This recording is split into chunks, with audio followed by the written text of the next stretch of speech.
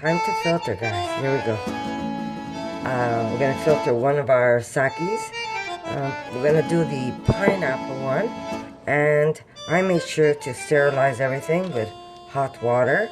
And we want to keep this as clean as possible. My hands are cleaned and washed.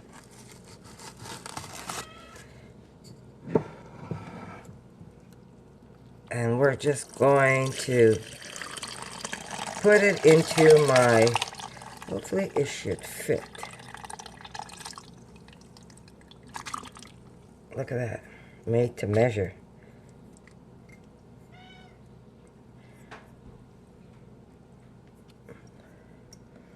That at the bottom is yeast. I could collect that if I want, and I can use it in my next batch of sake.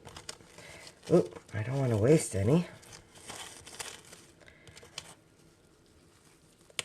So we're just going to pull this up. And this is only going to be our first fermentation. We will be fermenting this again with a little bit of sweetness. And we're going to let it sit. And everything is going to settle.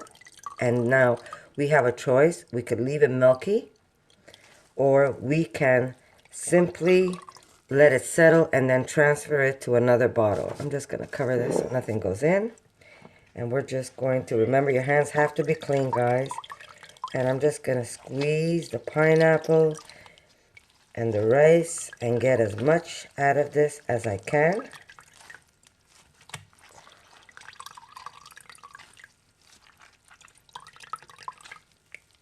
Now, what I could have done was use the pineapple in my second fermentation rather than the first one.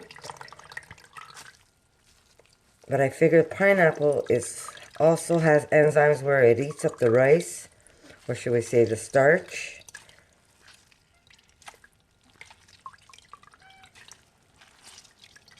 So I thought it was going to be a better choice to put it in ahead of time. But again, if you want to just flavor it, you could do it. You could add the pineapple second fermentation, or just to flavor it at the end. We got quite a bit of sake in this small batch. I'm excited.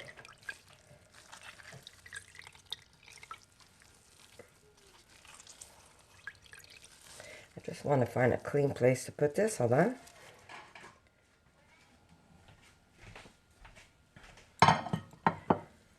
Want to cover this, push that over, wipe my counter because I made a mess. Now I could leave it in this container and just let it settle and then drain the sake so you have less of a settlement. Or I can put it in a bottle.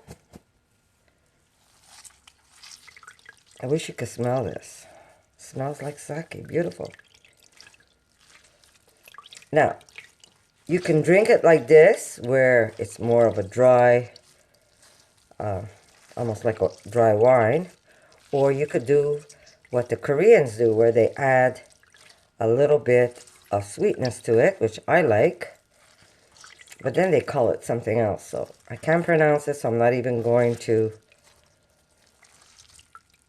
mention the word, just so I don't muck it up.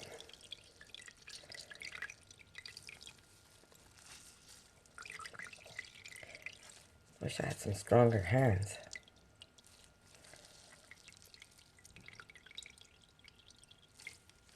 Remember, the key word is cleanliness. You don't want to put anything in here that you shouldn't.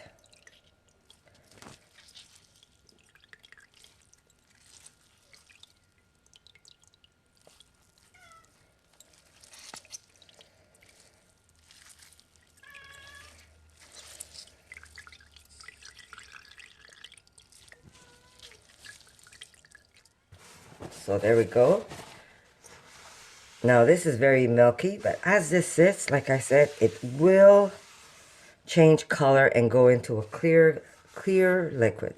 So this is what I'm also going to do with my my larger batch, and then I'll show you my bottles hopefully when it's all done.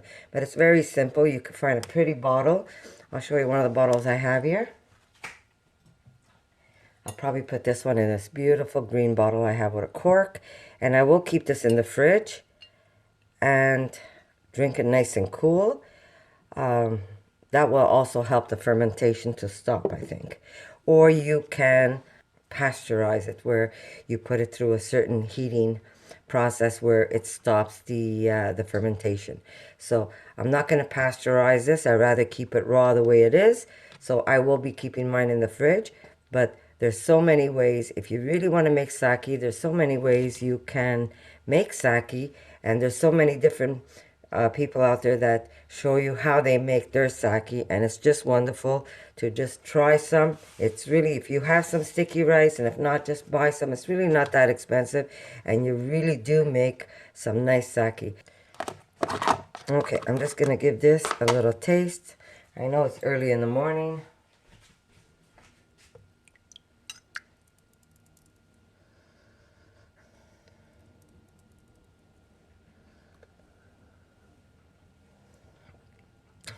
Wow. This tastes like delicious, dry, white wine. So it's very simple to do and so delicious. And a lot of people say, you know what, don't even bother filtering your homemade sake. But I want to try it. Doesn't hurt to try, right? I'm going to try seeing what I get once this settles. I could pass this through a filter, but I'm pretty sure that it's going to work better if I just let it sit and let it continue to ferment for a few more days on my counter where it's nice and warm, and it'll only age better, and it's going to be just simply delicious. Right now, this tastes amazing. And yes, it's 9 o'clock in the morning, but it really tastes great. So I have a choice, sweet or not sweet, but this is exciting, so easy to make. And you know what, people, and it tastes like wine. Yes, the look, when you look at it, you say, this does not look like wine. If you let it settle, you will get a clear liquid where it'll look like a white wine. But let me tell you something. If you go out there and buy some vegan wine, it's really hard to find some that are vegan right now. So you can make this and have some. And if you want to have a little bit of wine, you could have some rice wine. This is completely vegan. There's nothing in here that's not. So there you go. You have a choice. If you can't find any vegan wine out there, or if you find that the ones you do find is too expensive, make your own. It's simply delicious. So I'll be back a little later. I just want to show you the rice. Look at that. It's almost like paper. There's like nothing left of it. Isn't that crazy? Look at it. It's really weird.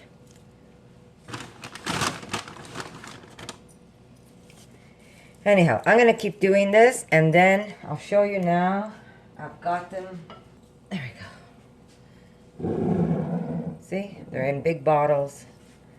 And I'm just going to let them sit in the bottles, and everything's going to settle to the bottom, and then I'm going to retransfer it into a prettier bottle. But for now, this is how I'm going to do it. So, be right back.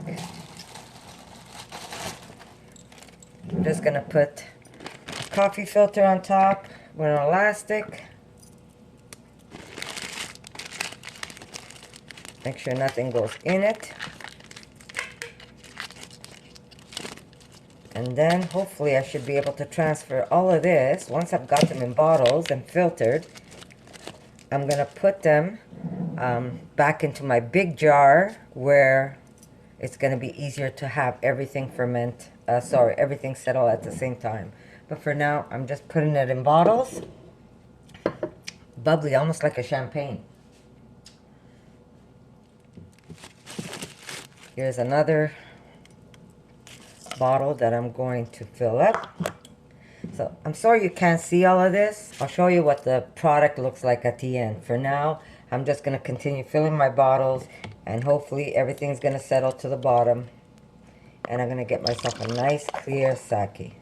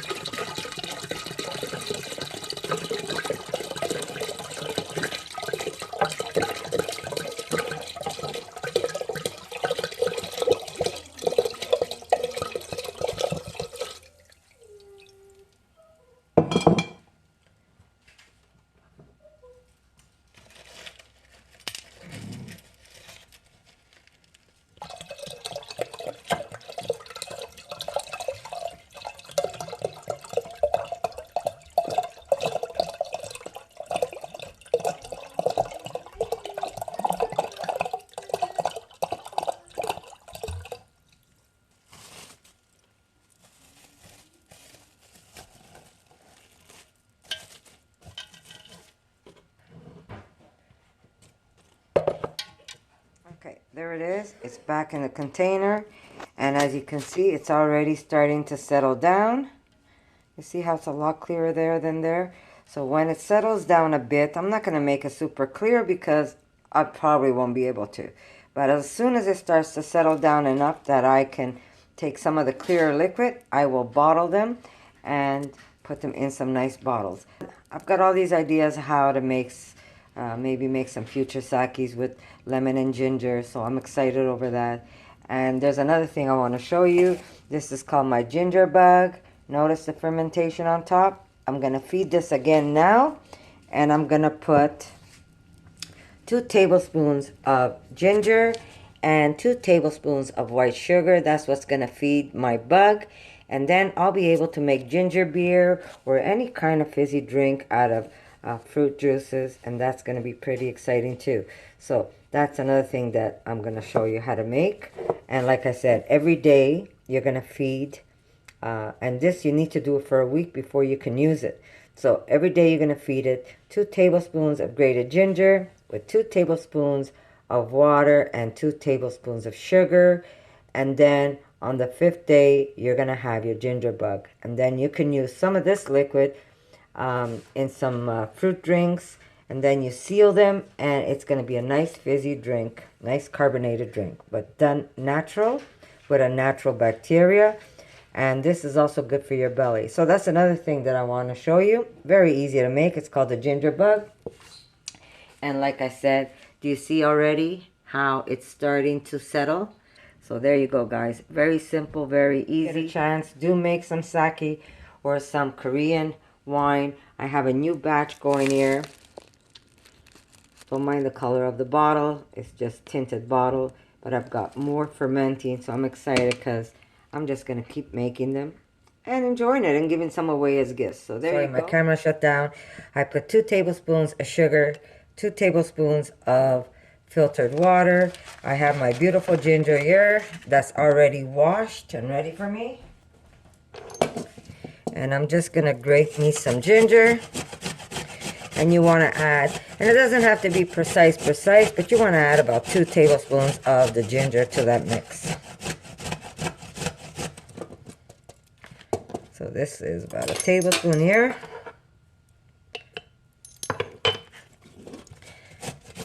And you want to do this, like I said, for a whole week.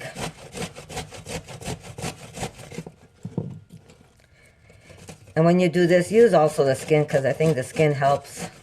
Don't peel it, because I think the skin also helps do what it has to do to give you that little ginger bug that you need growing. What you're doing is actually fermenting it. There you go. That's about another tablespoon. And that's it. Like I said, you don't have to be precise. So I'm going to take this little bit. I'm going to put it right in there.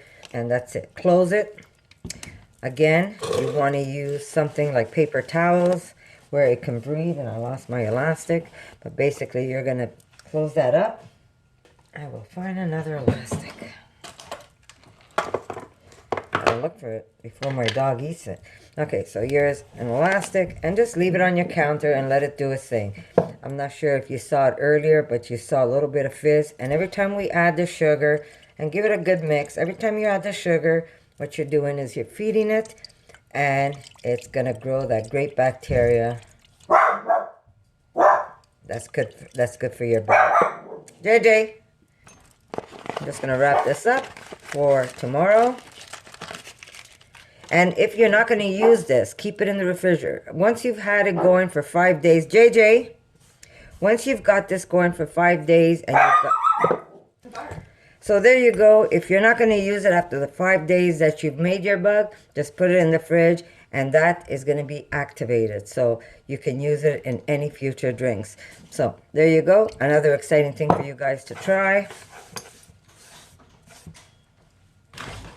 And yeah, I'll see you. Here, I'm going to show you one more time. There it is. Notice how it's settling. So I'll be able to probably bottle this by tomorrow. So I'm excited, and it tastes good, guys. See? Yum, yum. So there you go, guys. I hope you like this video. And if you do, give me a thumbs up, share with your friends, and I'll see you in the next one. For more videos like this, make sure to subscribe to Connie's RAWsome Kitchen. Give it a thumbs up and share it with your friends.